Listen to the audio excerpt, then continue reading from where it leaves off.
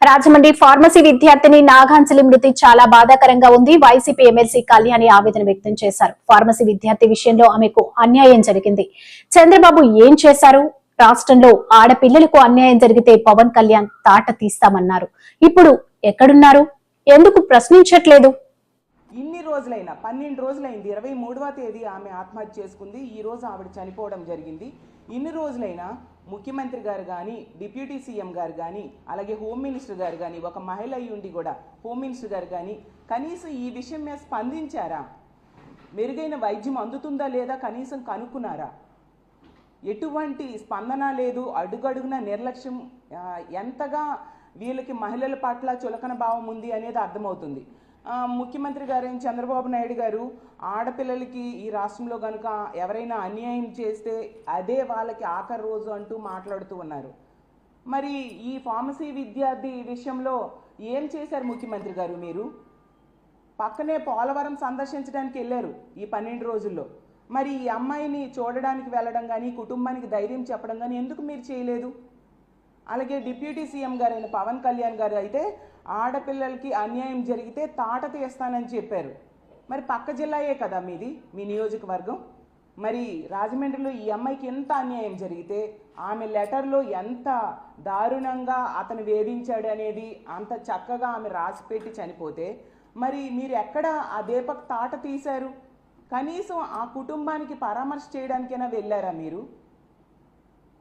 అంటే మాటలకైనా చేతలకి మీ మాటలు పనిచేయవా? అలాగే హోమ్ మినిస్టర్ గారు ఆవిడైతే ఈ కూటమి ప్రభుత్వం అధికారంలోకి వచ్చింది, ఈ రాష్ట్రంలో ఉన్న ఆడపిల్లలందరూ ప్రశాంతంగా నిద్రపోవచ్చనే స్టేట్మెంట్స్ ఇచ్చారు. అలాంటి వ్యక్తి పక్క జిల్లాయే కదా.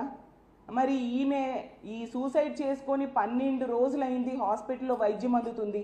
కనీసం దీని మీద వెళ్ళి ఆ కుటుంబానికి పరామర్శించడం, ఆ అమ్మాయికి మెరుగైన వైద్యం కోసం ఎటువంటి ఆదేశాలు ఇవ్వడమైనా మీరు చేశారా? అసలు ఈ రాష్ట్రంలో ఆడపిల్లలు ఈ కూటమి ప్రభుత్వం అధికారంలోకి వచ్చే ప్రశాంతంగా నిద్రపోతున్నారా అని నేను అడుగుతూ ఉన్నాను. ఎంత దారుణమా? ఎంతసేపు ఈ కూటమి ప్రభుత్వంలో ముఖ్యమంత్రి గారికైనా, డిప్యూటీ సీఎం గారికైనా, మంత్రులకైనా, ఎమ్మెల్యేలకైనా కామెడీ స్కిట్స్ చూసి నవ్వడం, ఎంజాయ్ చేయడం మీద ఉండే శ్రద్ధ ఇలా ఆడపిల్లల మీద అఘాయిత్యాలు జరుగుతుంటే వాళ్ళకి రక్షించాలి అనే దాని మీద లేని పరిస్థితి క్లియర్గా అర్థమవుతుంది. ఎందుకంటే ఈ కూటమి ప్రభుత్వం అధికారంలోకి వచ్చాక పోలీసుల్ని మహిళల రక్షణ కోసం, ప్రజల రక్షణ కోసం ఉపయోగించట్లేదు. ఎంతసేపు రెడ్ బుక్ రాజ్యాంగం అమలు ఏ విధంగా చేయాలి, ఎలా అపోజిషన్ పార్టీ లీడర్స్ మీద కక్ష సాధింపుకి ఉపయోగించాలి అన్న దాని మీదే దృష్టి పెడుతున్నారు తప్ప ఆడపిల్లల్ని రక్షించడం మీద దృష్టి పెట్టట్లేదు. అందువల్ల ఇలాంటి పనులు చేసే దుర్మార్గులు రోజు రోజుకి భయం లేకుండా పోతుంది. మేము ఎలాంటి దారుణాలు చేసినా, ఆడపిల్లల మీద ఎటువంటి అఘాయిత్యాలు చేసినా మాకు శిక్షలు పడవు ఈ కూటమి ప్రభుత్వంలో అన్న ధైర్యంతో రోజు రోజుకి బరి తెగించి ఇలాంటి సంఘటనలు చేస్తూ ఉండే పరిస్థితి మనం చూస్తూ ఉన్నాం. అలాగే మొన్న విశాఖపట్నంలో తల్లి కూతుర్ల మీద దాడి, చనిపోవడం ఎంత దారుణం! ఇన్ని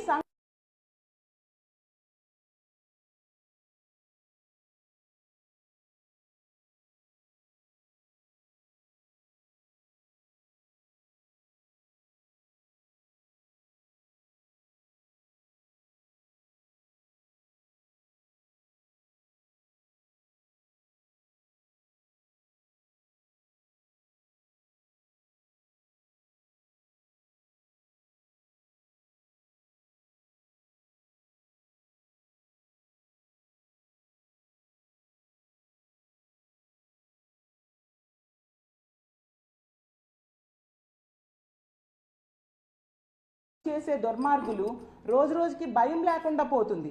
మేము ఎలాంటి దారుణాలు చేసినా, ఆడపిల్లల మీద ఎటువంటి అఘాయిత్యాలు చేసినా మాకు శిక్షలు పడవు ఈ కూటమి ప్రభుత్వంలో అన్న ధైర్యంతో రోజు రోజుకి బరి తెగించి ఇలాంటి సంఘటనలు చేస్తూ ఉండే పరిస్థితి మనం చూస్తూ ఉన్నాం. అలాగే మొన్న విశాఖపట్నంలో తల్లి కూతుర్ల మీద దాడి, చనిపోవడం ఎంత దారుణం! ఇన్ని సంఘటనలు, రోజు వరుస సంఘటనలు జరుగుతూ ఉన్నాయి. ఈ రాష్ట్రంలో ఆడపిల్లలు తల్లిదండ్రులు తమ పిల్లల్ని బయటికి పంపాలంటేనే భయపడుతూ ఉన్నారు. ఆడపిల్లలకి రక్షణ లేదు అనే విషయం క్లియర్గా అర్థమైపోయిన పరిస్థితి. ఇంట్లో ఉన్న మహిళలకి, ఆడపిల్లలకి రక్షణ లేదు, స్కూల్కి వెళ్ళినా రక్షణ లేదు, కాలేజ్కి వెళ్ళినా రక్షణ లేదు, వాళ్ళ వృత్తికి పని కోసం వెళ్ళిన ప్రదేశాల్లో కూడా రక్షణ లేని పరిస్థితి. ఇంత దారుణమైన పరిస్థితులు ఈ ఆంధ్రప్రదేశ్ రాష్ట్రంలో నెలకొనడం నిజంగా చాలా దురదృష్టకరం.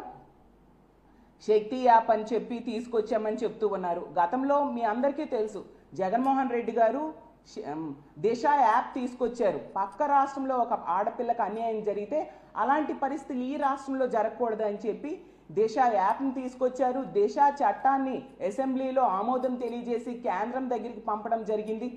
మరి ఇప్పుడు అదే కేంద్రంతో మీరు ఎలియన్స్లో ఉన్నారు. ఆ దిశ చట్టాన్ని ఆమోదం చేసేట్టుగా చేసి కఠినమైన శిక్షలు ఇలాంటి వాళ్ళకి పడేట్టుగా ఎందుకు మీరు చేయట్లేదు?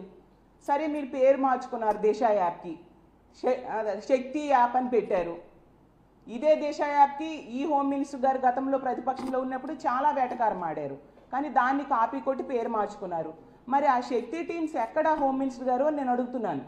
ఆ యాపే కనుక సరిగ్గా పనిచేసి ఉంటే ఈరోజు ఆడపిల్లలు ఇలాంటి ఆడపిల్లలకి ఇలాంటి దుస్థితి కలిగేది కాదు కదా. అంటే మీరు అన్ని మాటలకేనా, చేతల్లో ఉండవా? ఎంత దారుణమైన పరిస్థితులు ఈ రాష్ట్రంలో నెలకొని ఉన్నాయో అర్థం చేసుకోవచ్చు. అలాగే తీసుకుంటే ఇన్ని సంఘటనల్లో తెలుగుదేశం పార్టీ వాళ్ళు అయితే చాలు, వాళ్ళకి పూర్తిగా రక్షణ ఇచ్చే పరిస్థితి కనిపిస్తూ ఉంది. నిందితులు అనే వాళ్ళు తెలుగుదేశం పార్టీకి చెందిన వాళ్ళు అయితే వాళ్ళకి శిక్షించే పరిస్థితి లేదు. ఏ విధంగా వాళ్ళని ఈ కేసెస్ నుంచి బయటపడాలా అని బయటపడేట్టుగా చేయాలని ప్రభుత్వం చూస్తూ ఉండే పరిస్థితి మనకు క్లియర్గా కనిపిస్తూ ఉంది.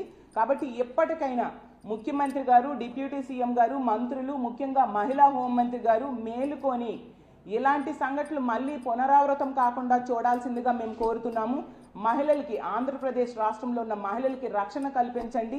మిమ్మల్ని నమ్మి ఓటేశారు, అధికారంలోకి ఇచ్చారు. ఇప్పుడు ఈరోజు మహిళలు ఎందుకు ఈ ప్రభుత్వానికి ఓటేశామనే బాధపడే పరిస్థితిని తీసుకొచ్చారు. కాబట్టి ఎప్పటికైనా మహిళలకి, మహిళా రక్షణకు, మహిళా భద్రతకు పెద్దపీట వేయాల్సిందిగా కోరుకుంటూ సెలవు తీసుకుంటున్నాను.